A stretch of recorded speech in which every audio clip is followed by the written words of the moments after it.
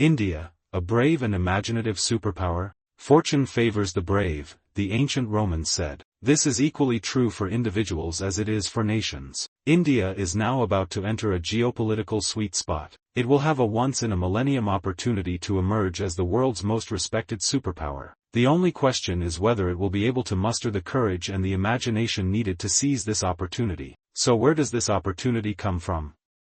It comes from many sources. First, we are entering a new historical era. The artificial era of Western domination of world history is coming to an end. Second, we are seeing the natural return of China and India as the world's largest economies. This is perfectly natural as China and India were the largest economies of the world from 1 to 1820 AD, as documented by Angus Madison. Third, the world has shrunk. As Kofi Annan said, we live in a global village. In the 20th century, the American century, the United States, U.S., naturally provided leadership of this global village. Post-Donald Trump, the U.S. has lost its shine. The world is therefore looking for a new guiding light. India can provide a festival of lights. However, to emerge and be globally acknowledged as a leading superpower, India has to develop a unique combination of three strengths: economic heft, geopolitical shrewdness, and moral courage. All three are within reach of India. Take economic heft. In theory, India should have the most competitive economy in the world.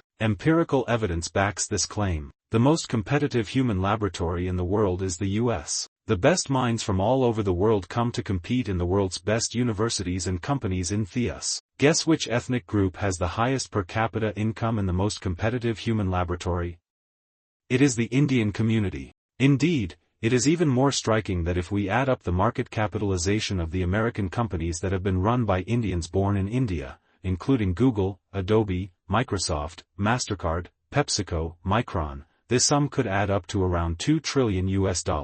By comparison, the gross domestic product of India, with a population of 1.3 billion, is $7 trillion. Curiously, even though overseas Indians thrive in competition, India, as a country, is still wary of economic competition. This explains, in part, India's reluctance to join free trade agreements, like the Regional Comprehensive Economic Partnership. The reluctance could have also been due to opposition from vested interests. The corollary of the concept of economic competition is creative destruction. The sad reality is that if India tries to protect its current industries, some of which are globally uncompetitive, it is preventing the emergence of dynamic new industries which could be as globally competitive as the American companies run by Indians. Surely, if Indians can run the most competitive companies in the world, they can also develop the most competitive companies in India. This is why India needs to make a courageous leap into the future with its economic policies. If any Indian government official opens up and liberalizes the Indian economy, it will be rewarded by years of rapid growth a decade later, as proven by the bold liberalization moves made by Manmohan Singh and Montek Singh Ahluwalia in the early 1990s. Jeffrey Sachs of Columbia University, and a leading expert on the fight against poverty, states this in his book, The End of Poverty: Economic Possibilities of Our Time. Before the reforms, India remained trapped with low and erratic growth. Enter Manmohan Singh, who understood clearly that it was time to end the license Raj. From mid-1991 onwards, India became part of the global wave of market reforms. These reforms were met with a lot of skepticism. Sachs writes, "My protestations that trade liberalization works, that India's exports were bound to grow, were met with repeated warnings that India was different."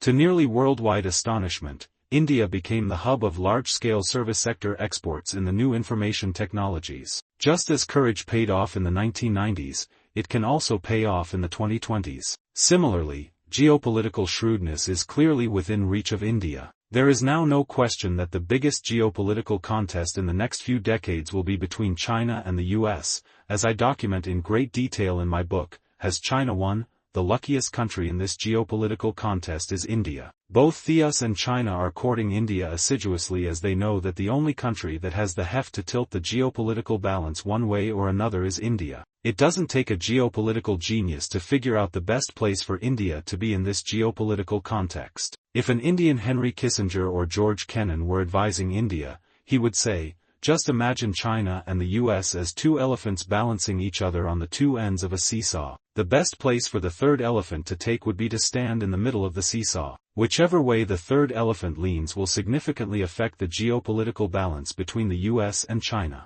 This is geopolitical common sense. Yet, it is equally true that a strong head of steam has built up in the Indian body politic against China. Some of it is understandable. China's support of Pakistan against Indian interests has jeopardized Indian security. Yet, this is also where geopolitical shrewdness comes in. During the Cold War, the US supported Taiwan strongly. China claimed Taiwan. The Chinese and American positions were irreconcilable. Mao Zedong and Zhou Enlai could have insisted that Nixon and Kissinger abandon Taiwan completely before China could cooperate with the US. China pragmatically ignored the Taiwan issue and instead used the US to increase its geopolitical leverage. China's rapid emergence as an economic power could not have happened if it had not cleverly taken advantage of all the opportunities provided by the US, big markets, access to science and technology, and university education for China's youth. Clearly, China took advantage of its potential future adversary, the US, to enhance the social and economic transformation of its society. Today, India could take advantage of the economic opportunities provided by China, such as, for example,